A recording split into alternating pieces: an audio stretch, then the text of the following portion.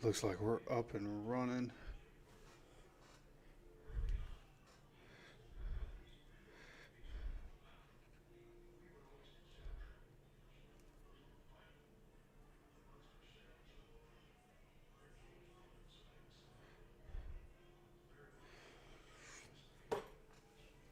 All right, all right, all right.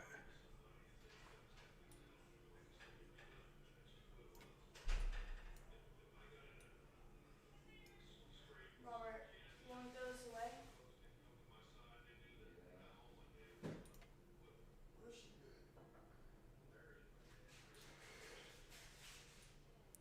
All right.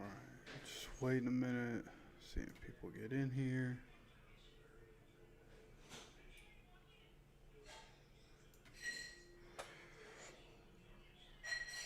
All right.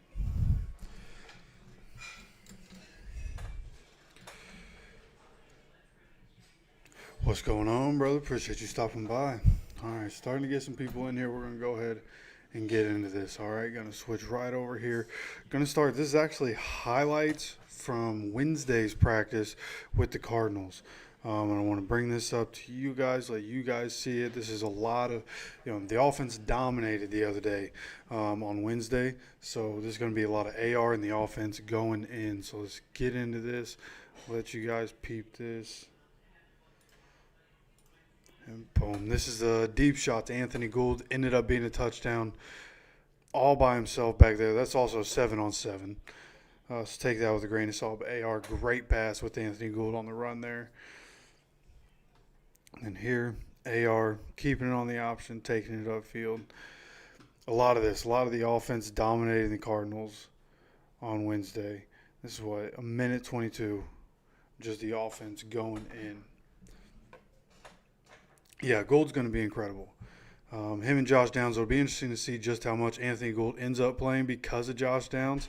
But early on, if we end up in a position where Josh Downs has to miss the first couple games, I feel real good about Anthony Gould being able to step up. And feeling really good about the offense going forward. Early on in training camp, it wasn't going well against our defense when the pads came on in the first preseason game. Offense didn't perform well for the most part. The starting offense definitely didn't.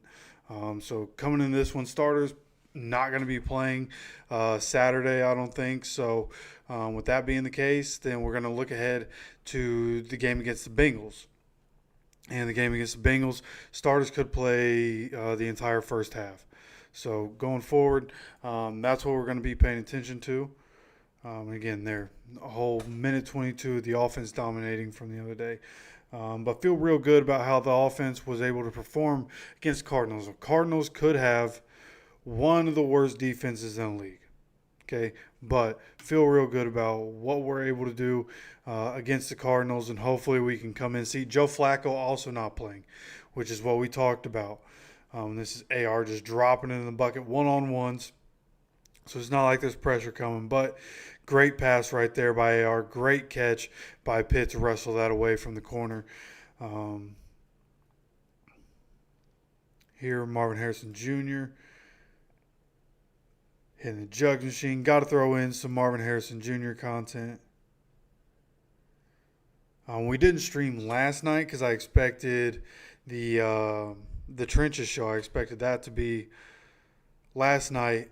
Well, they recorded last night. I thought it was going to be live. They advertised it as a live show. I thought they were going to be live, so I didn't stream. I was waiting for that to happen. That ended up not happening, so we ended up not streaming last night. It was getting too late, so that's why we're doing it today instead of last night. But as you can see, it was a downpour during practice yesterday.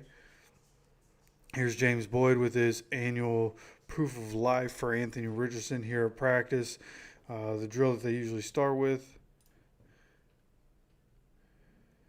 Then here, as you can see, final day of camp. You can tell that by the thumbnail as well. Final day of camp was last night. I just thought this was a good picture. ARJT sitting there in the downpour. And here, wide receivers going through their drills. Got Sluka there. Who's that? That would be DJ Montgomery, maybe. Tyree Cleveland and A.D. Mitchell. Good job working on his release. That's something that AD has been incredible with, is his release. And Anthony Richardson, Alec Pierce, routes on air. You can see even there, Alec Pierce, it's just coming off the line of scrimmage that he struggles. Like the footwork coming off, the way like it just takes him that extra second to get upfield. I feel like maybe I'm tripping. Maybe he's just not as smooth coming off the line of scrimmage. But like if you watch A.D. Mitchell coming off the line of scrimmage in a situation like that, it's just so fluid, so smooth. He's able to separate so well. And then you see Noah Compton here. Colts D-line is dominating the Cardinals' offensive line in one-on-ones amidst the heavy rain. DeForest Buckner winning inside and out. Kwity Paye showcasing a multitude of moves, which is great, the development from Kwity Paye. Grover Stewart with his power, and Liatu showing all kinds of finesse that no tackle has been able to handle. So, I think the Cardinals don't have an incredible offensive line, but improved in my opinion. And we've been able to dominate them in two practices, two joint practices. Our defensive line dominated their offensive line. All right, and then here you have nice little competition. Zaire Franklin, James Conner. The first one was a real good one. Good fight here, pushing him back and then wrestling around Zaire Franklin, throwing him to the ground, which is what you're going to see on this next one. James Conner gets some revenge on Zaire Franklin and tosses him to the ground. Yeah, just quick, toss him to the ground. Nothing there. Probably gets a holding on that, to be completely honest with you, and maybe Zaire gets a holding on the first one. But those two going at it in practice had to expect that was going to happen at some point. Then here you have some more Marvin Harrison Jr. content, but also him cooking one of our cornerbacks. We saw him get Kenny Moore on a double move yesterday. He gets Jalen Jones here, separates for the easy touchdown in the corner of the end zone. And here you have Anthony Richardson to DJ Montgomery in the corner of the end zone. This route not as smooth as Marvin Harrison Jr., but nonetheless, DJ Montgomery able to get just enough separation, and Anthony Richardson with an incredible pass to the end zone, right? The anticipation on that throw. He throws that ball when DJ Montgomery is at the goal line, right? He hasn't even made his turn. Obviously, he knows what they're doing. But the anticipation on that, DJ Montgomery doing a good job getting away. An incredible drop-in pass in the corner of the end zone. And then you have Noah Compton here. Starting defense had a solid outing against the Cardinals in their first 11-on-11 red zone period. Would be sacked by Kwity Paye to kick off the period. The front seven handled Arizona's run game. DBs did a solid job of keeping everything underneath, though Marvin Harrison Jr. did score on a drag, which is that's what the system is, right? Everything underneath. We continue talking about that. That's Gus Bradley's system. Now, in a lot of ways, I think Matt Eberflus, his system was a lot of the same, right? He ran a lot of cover twos, a lot of quarters, keep everything in front of you, don't give anything up over the top. That was Eberflus also. That's what our defense is supposed to be. But especially in this one, I feel like at least in Eberflus, it was more of a read and react, more match, more reactionary. You're able to react faster in Eberflus's defense, a little more attacking in Eberflus's defense, whereas Gus Bradley it's supposed to be back, keep everything in front of you, try to make the offense make a mistake. But if the offense that we're going against isn't making those mistakes, then things get difficult for the defense, right? So from that aspect, that's where like people talk about not liking the Gus Bradley system, and me too. I think there needs to be an adjustment. The Legion of Boom was a long time ago, and people used to take chances. Offenses in 2012 weren't what they are right now in the NFL. So there needs to be some more adaptability in the defense that just isn't there, and I think that's what a lot of people's problem is. Kind of a lot coming off of that right there. But that's just what we're going to see, right? And that's a lot of people have issues with secondary. I think we have good players in the secondary. I think if you had Matt Eberflus with the guys that we have, our defense would be really good. And people would be happy with what they're seeing from the defense. I personally think that coaching is part of it in the system that we run, the scheme that we run.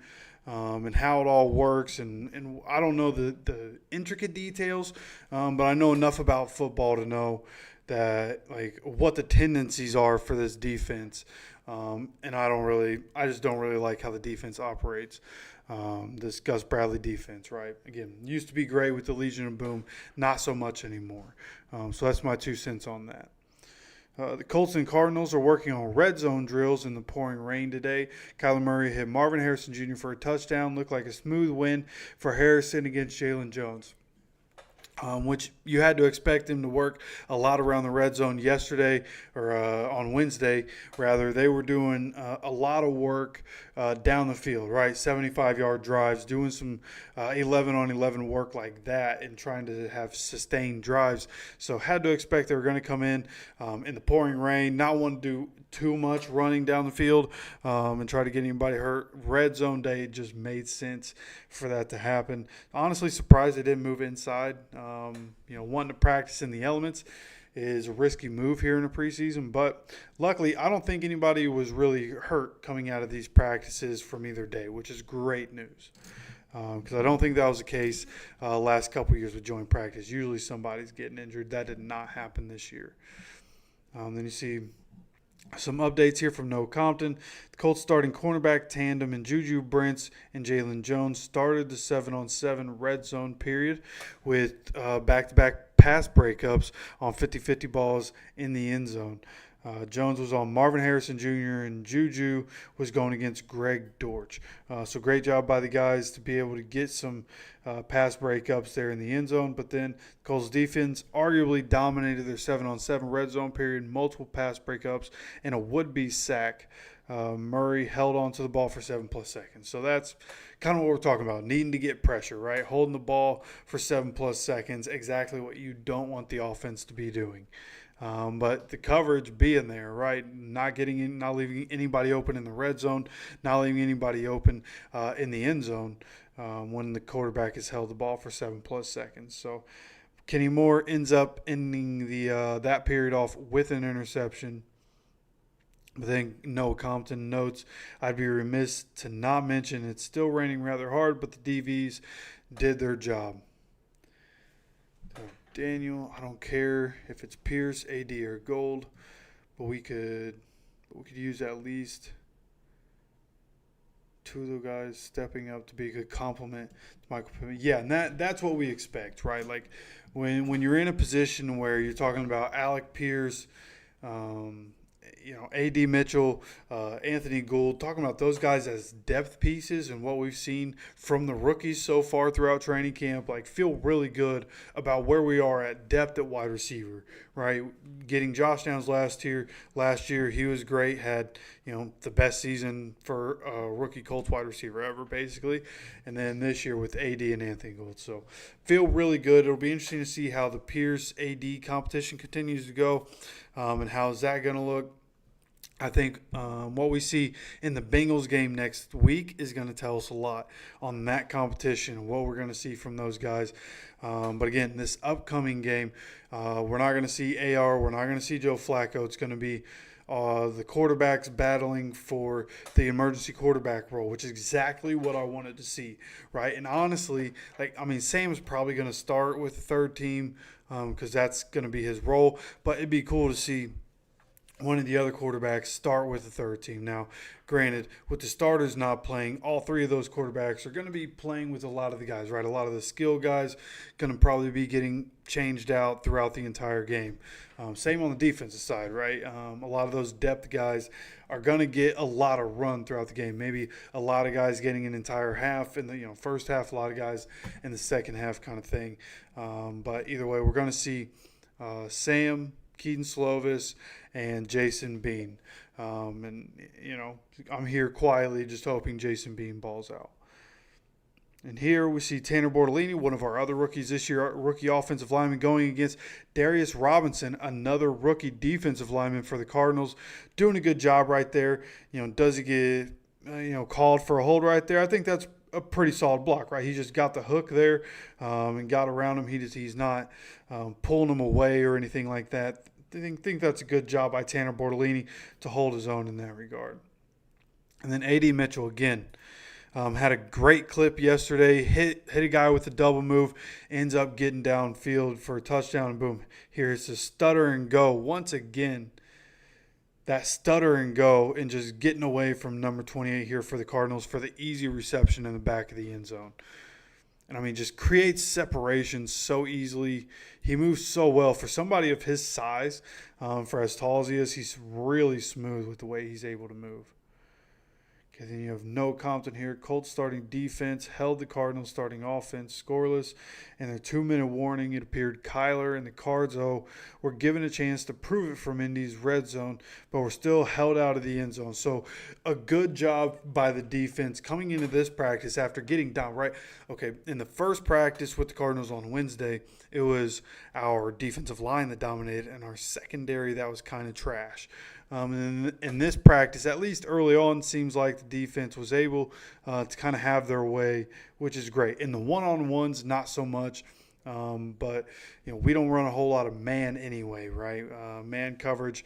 So one-on-ones, what can you really take from is kind of suited for the wide receiver to kind of dominate that, especially in off coverage. So don't want to take too much away from one-on-ones, but overall, seems like the defense did a lot better here on the second day of joint practice with the Cardinals.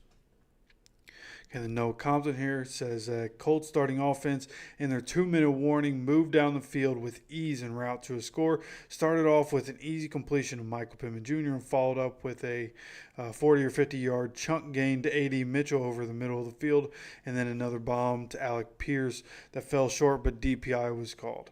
And then AR scrambles to cap it off.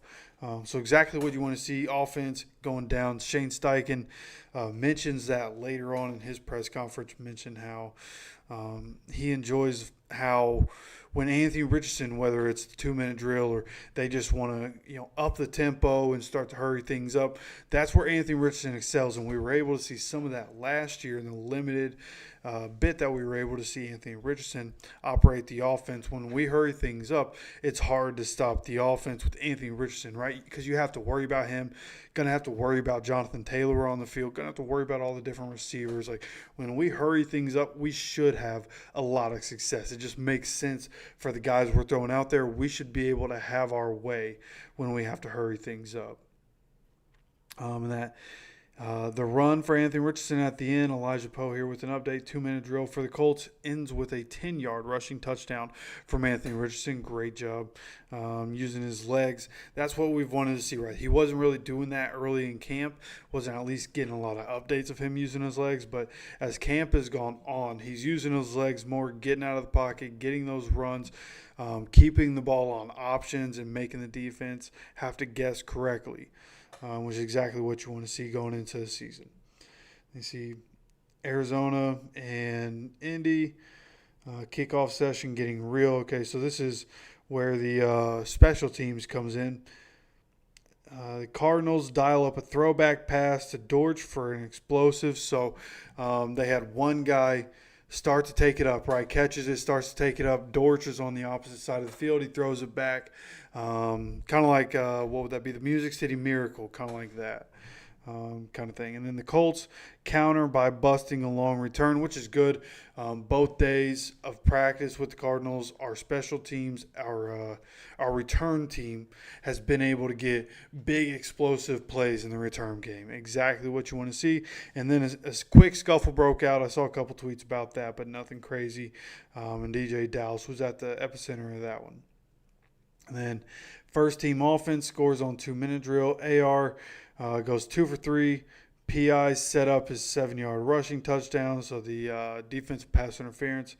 First and second team defense kept Arizona out the end zone. Great news right there.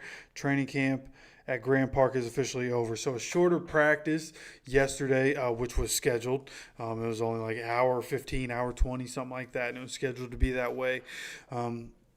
It seems like the defense was able to hold their own throughout the entire practice. And, maybe that's, a team coming from Arizona. They play inside anyways. I don't know if they practice inside or outside over there in Arizona with it being so hot. I don't know what their training camp is like. But it seems like being out in the rain certainly affected them, right? They were able to have a lot more success on Wednesday against our defense than they were on Thursday. So maybe the rain factored into that. Good to see that our defense able to perform well in the elements. Our offense, from what it sounded like, our offense kind of started a little slower. But Anthony Richardson, actually, that's what this clip is here. Anthony Richardson talking about putting a glove on his hand. And once he put the glove on his hand, it's designed to still be sticky with the rain, and he was able to be more effective after that. That's the point. The offense started to dominate again. They have Nate Atkins here with an update. The Colts starters will not play in the preseason game. Joe Flacco also will sit out. So we already mentioned that. They haven't decided yet on the Bengals game, but Chris Ballard already had an interview, and he made it sound like it was going to be the starters playing potentially up to the entire first half in the Bengals game. But, of course, we'll see what they end up deciding on that. There is one joint practice with the Bengals, so maybe not, but I would anticipate starters getting some action next week. And then another update from the Anthony Richardson press conference. James Boyd here asked Anthony Richardson why he often seems to play better in 11-on-11 versus his 7-on-7 or even 1-on-1s. And he said, quote, "I got guys trying to tackle me in the pocket. I got linebackers that got to respect the run. I guess just having realistic reps, that makes me feel a little better," which is what you would expect. And that kind of goes to the saying, like, some guys do better in practice, some guys do better in game. Anthony Richardson is somebody that when you're simulating the game, that's where he's able to step things up.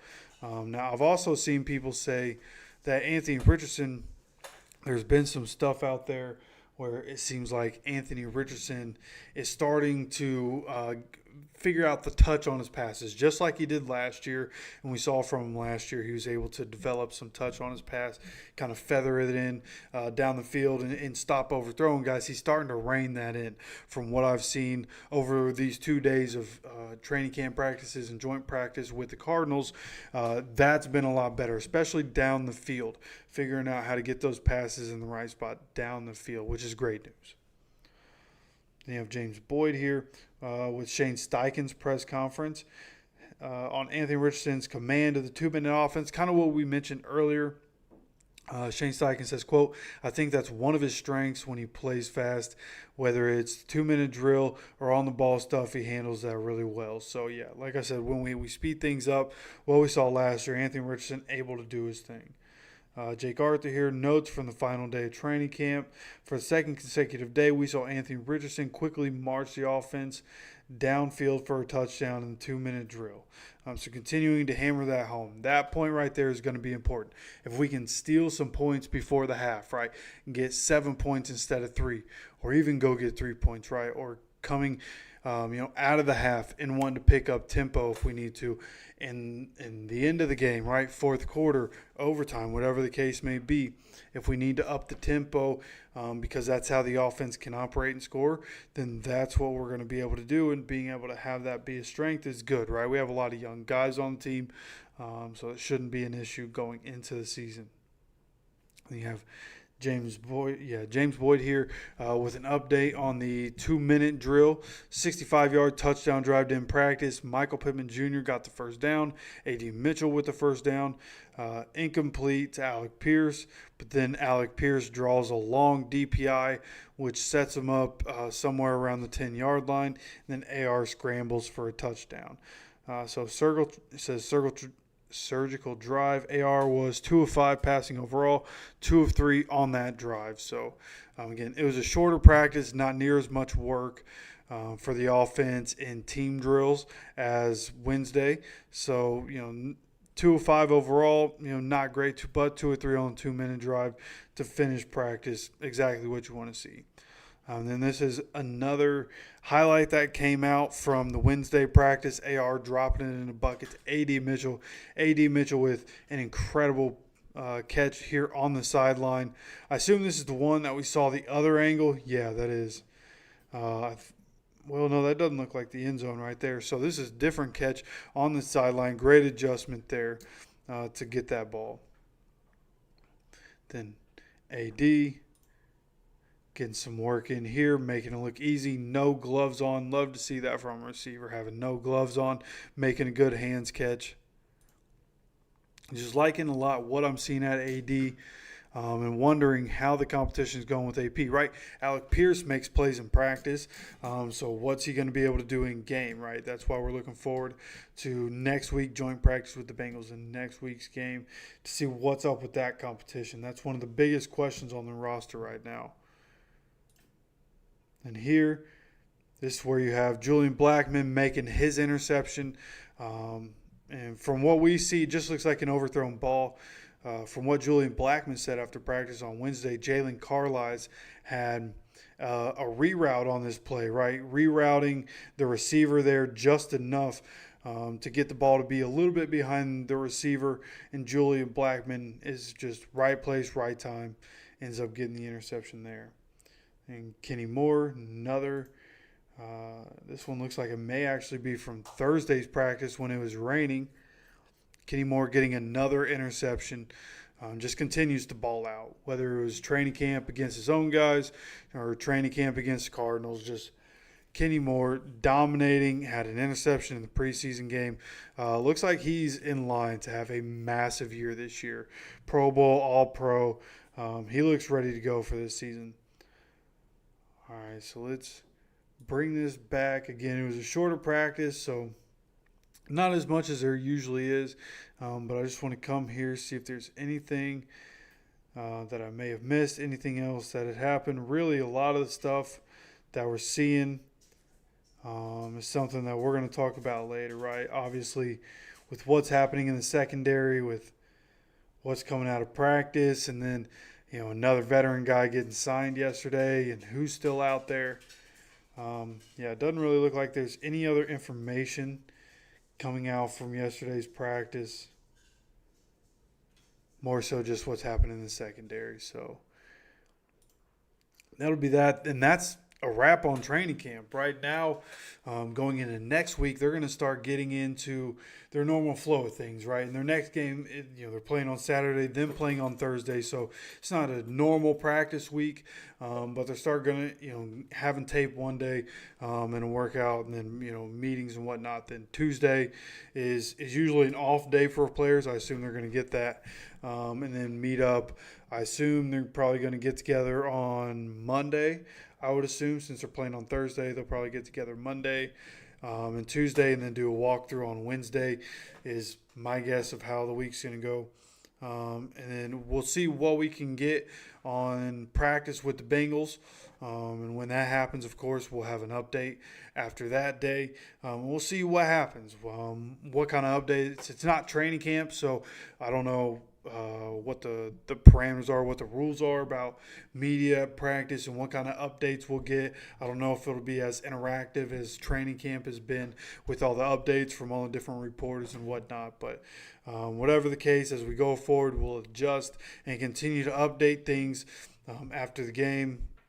Of course, on Sunday, we're going to do, roster projection and updates, who's going to stay, who's going to go, what do we think. Going to have a lot of information on the depth pieces and who performs well, who doesn't, and whatnot. And, of course, we're going to be live during the game. Okay, so if you're watching, you're not subscribed, go ahead and subscribe, have notifications on. We will be live during the game. I know a lot of you may be able to watch the game if you're not, or if you just want to come hang out during the game and just have the audio on and hang out, whatever the case may be, we will be live on this channel during the game at Saturday. Game is at 7. We'll be going live at 7. The last game was at 1, and it didn't actually start till like 1:15. So we're just going to start the stream right at 7 and go from there. So come hang out. If you know any Colts fans, whether it's friends, family, whatever it may be, go ahead and share a link to the channel with them. Have them drop by, have them subscribe, and have notifications on. I'm going to keep pumping out content. Got plenty of content coming out. Again, we're going to have a conversation later about the secondary, and going to keep coming up with more content after the game. We're doing film. So that is what it is. So I see that we still have some people in here. So what you guys got going on, man? You guys got any questions? Got anything you want to get off your chest? What you guys got going on? I know a lot of people probably wanting to talk about the secondary stuff.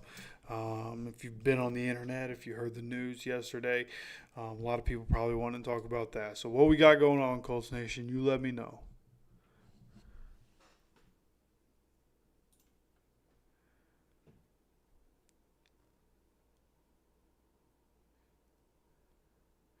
I know just before I started recording this, I was listening to, I haven't finished, but I was listening to the Trenches show. If you didn't get a chance to watch, that is Marvin Harrison Jr., EJ Speed, Zaire Franklin, and Tim. I don't know Tim's last name. I always forget his last name. It's like Zaire's best friend. So, if you haven't watched the Trenches show on YouTube, go watch that. Good podcast, good episode. Marvin Harrison Jr. couldn't stay for a long time. Cardinals had to get out of there. But they also have Edgerrin James on there. Kenny Moore is going to stop by, and Quentin Nelson. I think those were the four guests.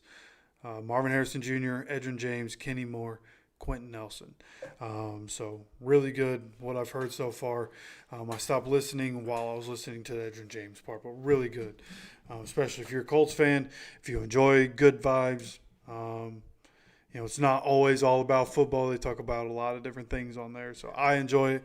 You guys probably will too. Thoughts on Simmons no longer being available? Yeah, just unfortunate, man. Really unfortunate. Got a lot of thoughts on that. Again, we're going to have a video later, which is going to be more of what can we do. But with Simmons being there, it's like I saw Quandre Diggs is getting up to $5 million. It's only like $3 million guaranteed, or $3 million base salary, $1 million guaranteed, up to $5 million value, something like that. But up to $5 million. Then you have Justin Simmons, who ends up going to Atlanta for 1 year, $8 million.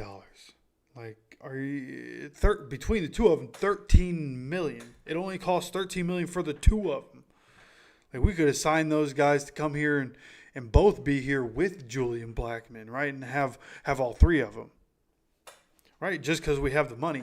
So with $25 million in cap space, like, what's the plan? Chris Ballard, people hate on Chris Ballard a lot. He doesn't do this, doesn't do that.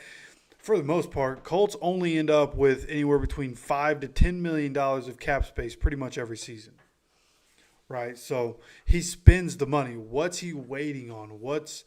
Is he just wanting to keep the money available for future contracts? Maybe there's people like a guy like Ryan Kelly. Does he want to have money available for what's going to come with Ryan Kelly or EJ Speed, right? These guys on the last year of their deals, like, what's the plan going forward if you're keeping the money for this year? Right? What are you going to do? Are they waiting to see, hey, maybe we're going to get in the games in the season, and maybe they want to have cap space for the trade deadline and whatever may happen at the trade deadline. Maybe some guys come available, and maybe they're projecting teams to not be as good, but like, that's a dangerous game to play, right? So I think with Simmons being off the market,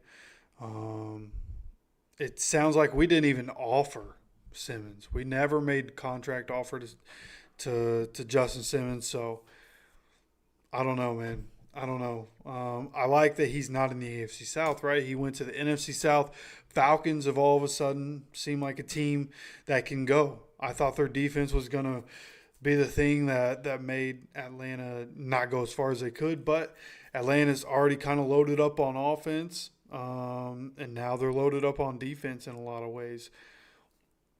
So Atlanta could be a problem this year. I can't remember if we play them. I know we played them last year, so we probably don't play them this year, but Atlanta could be a problem. I think Simmons is going to be really good. Him and Bates is an incredible duo. They get Matthew Judon.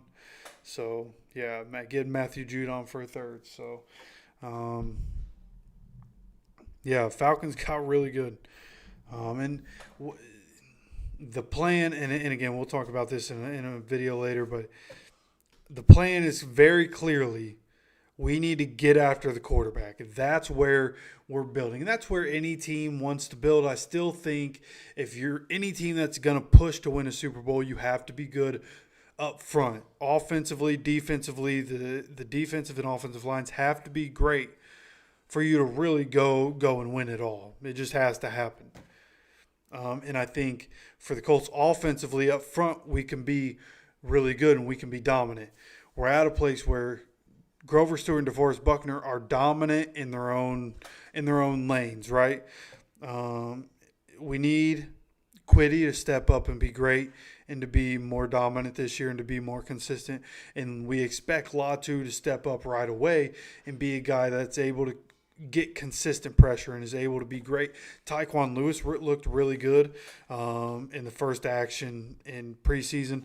He's looked really good in the past before he's had major injuries. So that seems to be the plan. We're going to wait to see. We're going to keep some money tucked back. We might make a trade mid-season.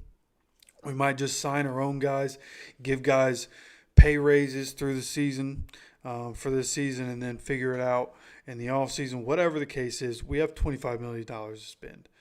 So we got to do something.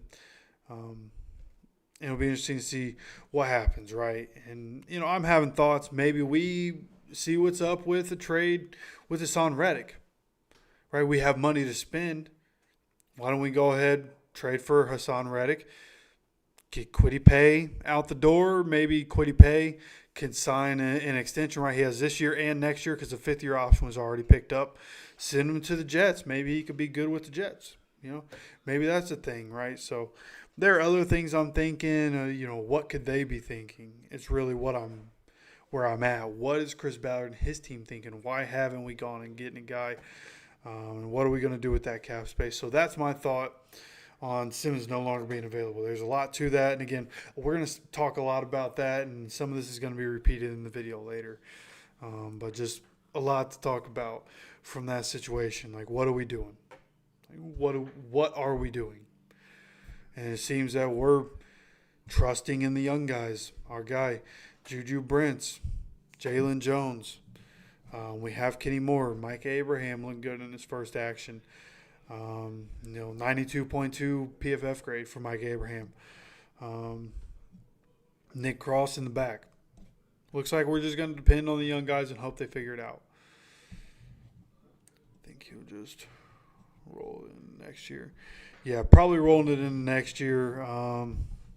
Yeah. And we'll see what happens. Maybe Ryan Kelly does come back.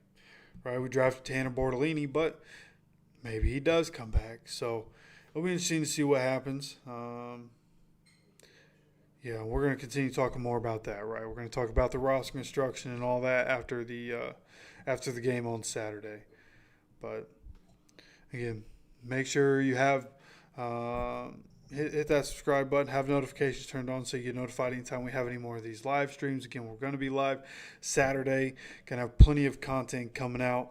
And the season's right around the corner, man. We have like 23 days or something like that until the NFL season starts. So, appreciate you guys stopping by as always. And as always, take care of yourself, take care of each other, and go Colts.